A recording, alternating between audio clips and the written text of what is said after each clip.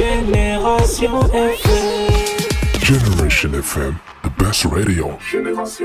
Moi, j'étais venu avant à Abéné, m'enquérir de cette même situation, dont M. Fati et ses amis du collectif m'avaient entretenu pour mon niveau d'information. Ils m'avaient exprimé toutes leurs préoccupations par rapport à l'agression de leur environnement et de leur activité locale, leur activité économique surtout. Et j'avais pris bonne note de ça et j'avais même pris soin de rencontrer la direction de la SAPCO.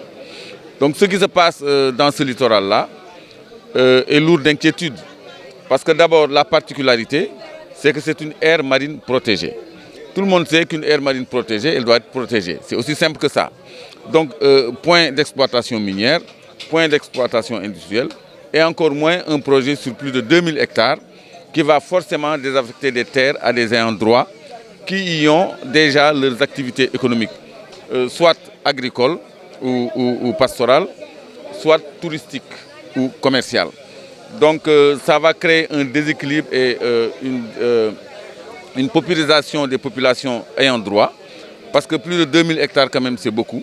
Et un tel projet ne peut se faire sans l'accord des populations.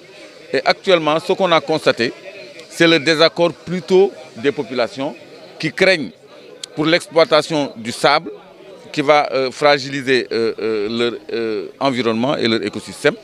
Parce que 25 000 tonnes de sable exploitées par an, d'après le projet du zircon, c'est attentatoire à l'environnement. Maintenant, en substitution à ce projet de l'exploitation du zircon, vient maintenant la SAPCO avec son projet de tourisme. Alors qu'ici déjà, on connaît un tourisme intégré déjà, parce que c'est ce que j'ai vu à Abéné. Et la présence de personnes étrangères atteste vraiment de cette intégration. Parce qu'elles sont venues avec nous dans le même combat que les populations qui habitent. Ça, c'est le signe d'une intégration qui existe déjà. Donc je crois que c'est un équilibre qu'il faut veiller à préserver pour éviter tout conflit.